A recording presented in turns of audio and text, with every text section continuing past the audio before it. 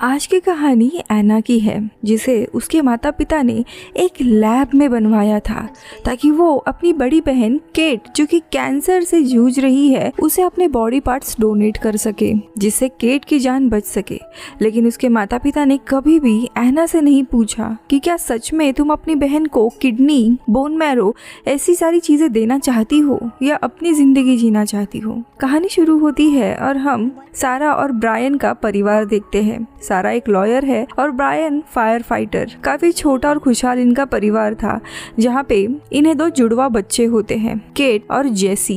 लेकिन जब ये बच्चे 3 साल के होते हैं तब अचानक से केट की हालत खराब होने लगती है और डॉक्टर बताते हैं कि इस मासूम से बच्ची को कैंसर हुआ है। कैंसर का प्रमाण अभी तो कम है, लेकिन उसके व्हाइट ब्लड सेल का काउंट काफी कम है। उसी के साथ साथ उसे बोन मैरो की भी जरूरत पड़ेगी और जल्दी ही किडनी भी काम करना बंद कर देगी। सारा और ब्रायन के पैरों तले जमीन ही खिसक जाती है कि उनके 3 साल के बच्ची को इतनी सारी बीमारियां हुई है। अब माता पिता खुद के बोन मैरो और किडनी डोनेट करने के लिए तैयार हो जाते हैं, लेकिन उनका शरीर केट के लिए मैच नहीं होता और ना ही उसके भाई जेसी का। और एक दिन डॉक्टर सजेस्ट करता है कि हम लैब में एक ऐसी बच्ची को बना सकते हैं जिसका जन्म सिर्फ केट को बचाने के लिए ही होगा। लैब में उस बच्ची का शरीर ऐसे डिजाइन किया जाएगा कि वो केट के लिए सही हो। हम उस बच्ची से उसका ब्लड, बोन मैरो और किडनी भी ले सकते हैं। और इसी तरह एना इस दुनिया में आई थी। अब इस बात को काफी साल बीत जाते हैं। एना अब 10 साल की है। यहाँ पे एना को ये बात पसंद नहीं है कि उसका इस दुनिया में पैदा होना सिर्फ केट की जान बचाने के लिए है। उसकी खुशी, इच्छाएं कोई भी मायने नहीं रखती। उसके गले में केट का फोटो का एक लॉकेट भी उसके माँ सारा ने पहनाया है, जो उसे इस हकीकत की याद दिलाता है। वही केट अब 14 साल की है। केट की हालत काफी खराब है। कैंसर ने अब उसके पूरे शरीर को जकड़ लिया है।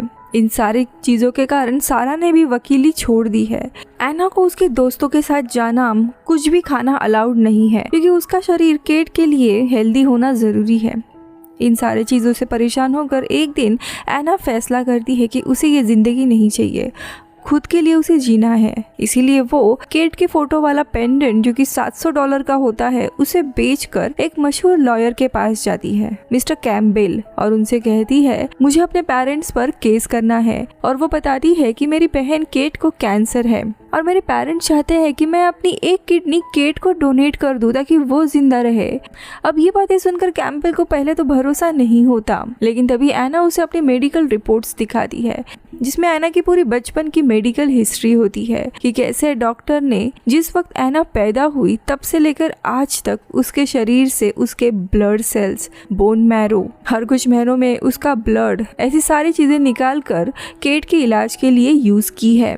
जो देखकर कैम्पबेल खुद भी हैरान हो जाते हैं और उसका केस ले लेते हैं। लेकिन वो उसे इस केस के कॉन्सिक्वेंसेस भी बताते हैं कि अगर तुम ये केस जीत जाती हो तो तुम्हारी बहन को किडनी नहीं मिलेगी और इस दुनिया में वो नहीं रहेगी। क्या ये फैसला तुम्हें ठीक लगेगा? तो वो कहती है कि मुझे बस अपने लिए जीना है, और वो घर जाने निकलती है। और हम देखते हैं उसका भाई जेसी भी उसके साथ होता है, क्योंकि जेसी को भी कहीं ना कहीं उसके पेरेंट्स ने काफी निग्लेक्ट किया होता है।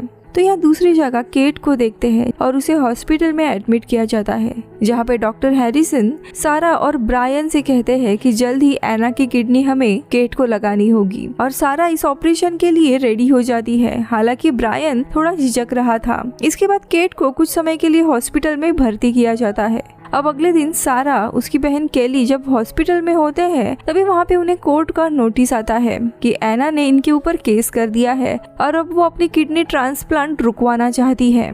ये देख सारा आग बबूला होकर अपनी बेटी एना से पूछती है कि तुम ये क्या कर रही हो? क्या तुम नहीं चाहती कि तुम्हारी बहन जिंदा रहे? तो एना कहती है मैं अपने बहन को हेल्दी देखना चाहती हूँ, लेकिन मेरे खुद के बलबूते पर नहीं। ये सुनकर सारा उसे एक चाटा मार देती है।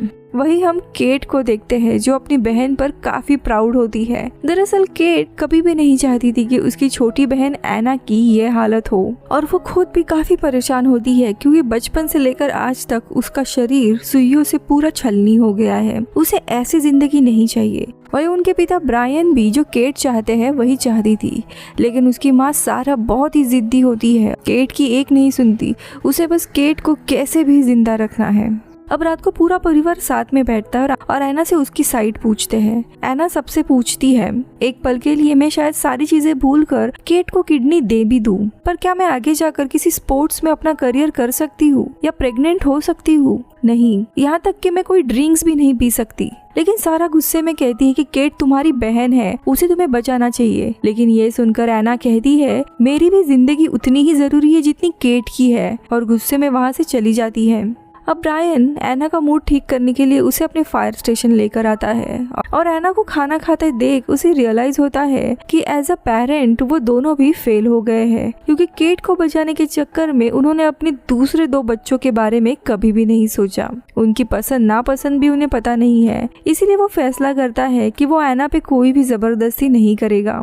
अब रात में सारा वहाँ आकर ब्रायन से बहस करती है कि तुम्हें जाकर एना से बात करनी चाहिए, उसे किडनी देनी ही होगी। लेकिन ब्रायन कहता है कि एना अब बड़ी हो चुकी है और अब हम उसके साथ जबरदस्ती नहीं कर सकते। लेकिन सारा यहाँ पे हार मानने वाली नहीं थी, इसीलिए वो अगले दिन कैंपेल से मिलने उसके ऑफिस जाती है और उसे कहती है कि कैलिफोर्निया स्टेट लॉ के अनुसार बच्चे 14 साल होने तक पेरेंट ही उनके लीगल गार्डियन होते हैं और एना 11 साल की है, जिसका मतलब है कि तुम ये केस हार जाओगे। लेकिन कैंपेल कहता है कि हाँ मुझे ये पता है, लेकिन एना खुद के राइट्स के लिए लड़ना चाहती है और तब तक मैं उसका लीगल गार्डियन बनूंगा। आगे ये भी कहता है कि मैंने एना के मेडिकल रिपोर्ट्स देखे हैं। 11 साल की उम्र में उसे 9 बार हॉस्पिटल में एडमिट किया गया है, 2 बार उसका बोन मैरो ट्रांसफर कर दिया गया है और न जाने कितने इंजेक्शन उसके शरीर पे लगे हैं, तो उसे पूरा हक है ये सब कुछ रोकने के लिए। ये सुन के सारा गुस्से में चली जाती है। अब कुछ दिन बीत जाते हैं, वही हम केट को देखते हैं जो खुद भी अपनी इस हालत से काफी परेशान हो रही थी। उसे पता होता है कि उसके कारण उसकी पूरी फैमिली टूट रही है। वही उसमें मेंटल स्ट्रेंथ भी नहीं होती हर एक केमो और उसके बाद होने वाले दर्द को झेलने के लिए। वो बाहर भी निकलना नहीं चाह रही थी क्योंकि उसे देखकर लोग काफी डरते थे। लेकिन अपने बेटी को ऐसा देखकर सारा जाकर खुद के भी बाल काट देती है, जो देखकर केट को थोड़ी हिम्मत आ जाती है और इनका सारा परिवार बीच पर जाकर काफी मजे करता है। अब यहाँ केट हॉस्पिटल में अपना समय फैमिली एल्बम देखकर बिताती है। तभी वो जेसी को देखती है। जेसी उसका जुड़वा भाई है। वो बताती है कि उसके भाई को डिसलेक्सिक ये बीमारी होती है, यानी कि अक्षरों को वो सही से समझ नहीं पाता था और उसे पेरेंट्स की स्पेशल केयर की जरूरत थी। लेकिन केट का ख्याल रखने के कारण ये लोग जेसी को भी बहुत ज्यादा इग्नोर कर देते हैं और जब उन्हें पता चलता है कि उसे डिसलेक्सिया है तो वो सीधा उसे बोर्डिंग स्कूल में ही डाल देते हैं और उसी पल में वो अपने माता पिता से दूर हो गया था। इसी के चलते वो आज एना का साथ दे रहा है। खैर कुछ दिन के बाद अब कोर्ट की सुनवाई का दिन आता है। हम जज डिसिल्वो को देखते हैं। वो इन दोनों पक्षों की बातें सुन लेती है और एना से अकेले मिलने की मांग करती है। अब एना उनसे मिलने उनके रूम में जाती है। दरअसल जज डिसिल्वो इन्होंने भी 1 साल पहले अपने बेटी को रोड एक्सीडेंट में खो दिया था। वो एना से अपने बेटी की तरह ही बातें करते हैं, जैसे कि एना को क्या पसंद है क्या नहीं। फिर कोर्ट में वो बताती है कि वो अपना फैसला फ्राइडे को सुनाएंगी। अब सुनवाई के कारण अब किडनी ट्रांसप्लांट ऑपरेशन भी रुक गया था, जिसके चलते केट की हालत काफी खराब हो जाती है और डॉक्टर हैरिसन सारा से कहते हैं कि अब केट के शरीर पर दवाइयों का भी कोई असर नहीं हो रहा है। शायद काफी देर हो गई है, उसके पास काफी कम समय बचा है, इसीलिए तुम उसे अपने घर लेके जाओ ताकि वो फैमिली के साथ थोड़ा समय बिताए। लेकिन सारा ये सुन के आग बबूला हो जाती है और डॉक्टर के साथ काफी बहस करती है और कहती है कि आप किडनी ट्रांसप्लांट की तैयारी कर दो, मैं एना को मनाती हूँ। लेकिन डॉक्टर उसे कहते हैं कि अगर एना मान भी गई तो भी हम ऑपरेशन नहीं कर सकते क्योंकि हमें पता है कोर्ट केस चल रही है। वही केट अपना फोटो एल्बम देख रही होती है और वो टेलर नाम के एक लड़के को उस एल्बम में देखती है और हम कुछ समय पहले अतीत में जाते हैं। दरअसल टेलर भी कैंसर पेशेंट है जो अस्पताल में एडमिट हुआ था और जब टेलर केट को देखता है तब पहली नजर में ही वो उसे पसंद आ जाती है और इसीलिए वो केट से उसका फोन नंबर मांगता है।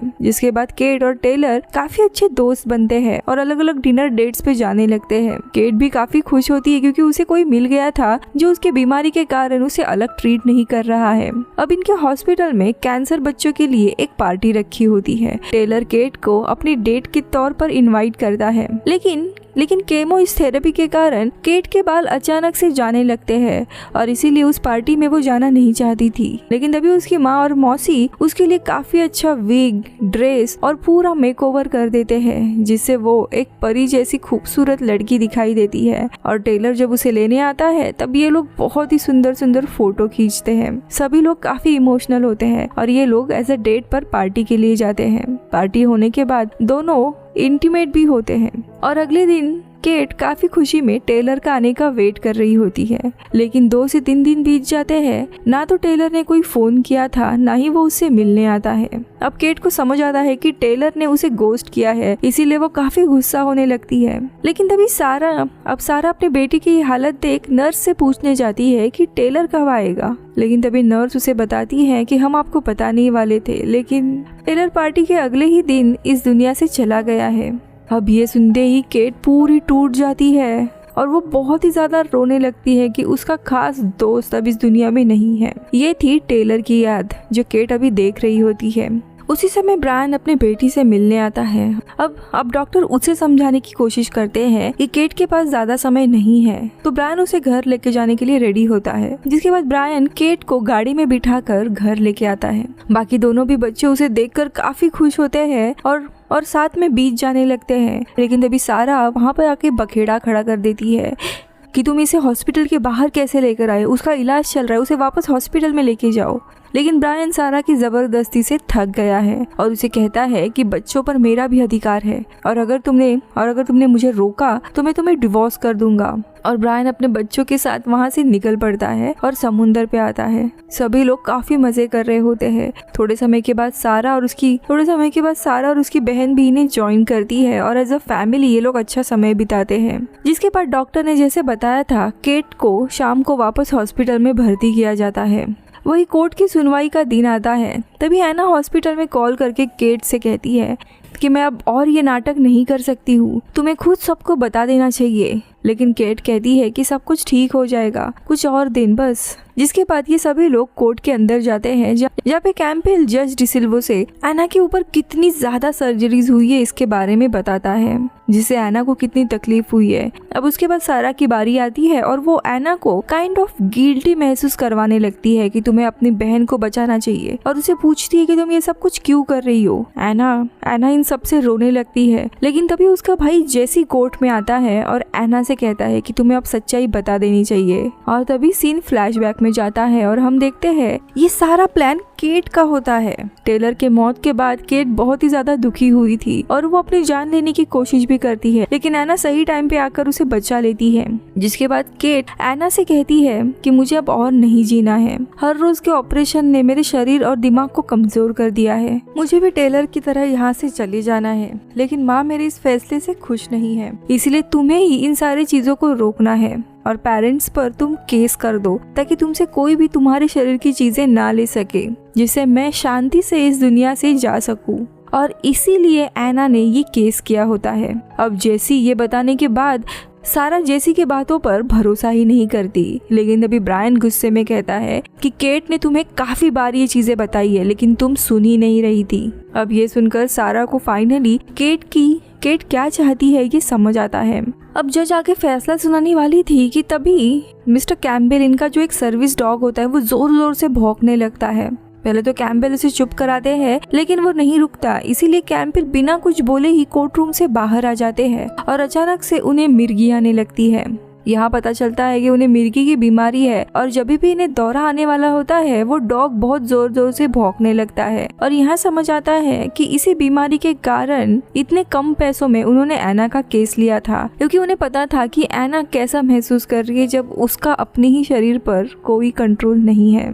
अब थोड़े समय के बाद वो ठीक हो जाते हैं। कोर्ट का सेशन फिर से शुरू हो जाता है, जहाँ पे जज अपना फैसला सुनाने से पहले एक बार केट से मिलने हॉस्पिटल आती है। या कुछ देर केट से बात करने के बाद वो वहाँ से चली जाती है। अब उसी शाम को केट के और भी काफी सारे रिश्तेदार उससे मिलने के लिए आते हैं और ये लोग छोटी सी पार्टी करते हैं हॉस्पिटल में और केट सबसे गुड बाय करती है। जिसके बाद वो अपने भाई, बहन और पिता से गुड बाय करती है। लेकिन फिर सबके जाने के बाद केट सारा को वहीं रुकने के लिए कहती है। अब रात के समय में केट सारा को अपनी एल्बम देकर कहती है कि अब मैं जाने के लिए तैयार हूँ, जो सुनकर सारा बहुत ही ज्यादा रोने लगती है और केट के साथ वहीं सो जाती है और उसी रात को केट की मौत हो जाती है। फाइनली सारा इन सारे चीजों से अब फ्री है। वही परिवार भी धीरे धीरे इस दुख से उभरने लगता है। अब कुछ दिनों के बाद कैंप लाना से मिलने उसके घर आते हैं और उसे केस के पेपर देकर कहते हैं कि हम जीत गए हैं और अगर तुम्हें किसी भी काम के लिए वापस ज़रूरत पड़े तो तुम मेरे पास आ सकती हो। जिसके बाद सीन फिर कुछ साल आगे शिफ्ट होता है, जहाँ पे सारा ने अपनी लॉयर की नौकरी वापस से शुरू की है। वही ब्रायन अभी अपना पैशन फॉलो करते हुए जल्दी रिटायरमेंट लेकर यंग बच्चों को बॉक्सिंग की ट्रेनिंग दे रहा है। वही जैसे एक न्यूयॉर्क के आर्ट स्कूल में स्टडी कर रहा होता है। एना भी स्कूल में काफी अच्छा परफॉर्म कर रही है। धीरे धीरे सभी की लाइफ ट्रैक पर आ रही है और आखिरी सीन में एना बताती है कि भले ही हमारा परिवार अब अलग अलग रहने लगा है, लेकिन केट की याद में सभी लोग उसके बर्थडे के दिन मोंटाना के बीच पर आकर कुछ समय बिताते हैं। और इसी के साथ ये कहानी खत्म होती है। मैं मिलती हूँ अगले वीडियो में, तब तक के लिए बाय बाय।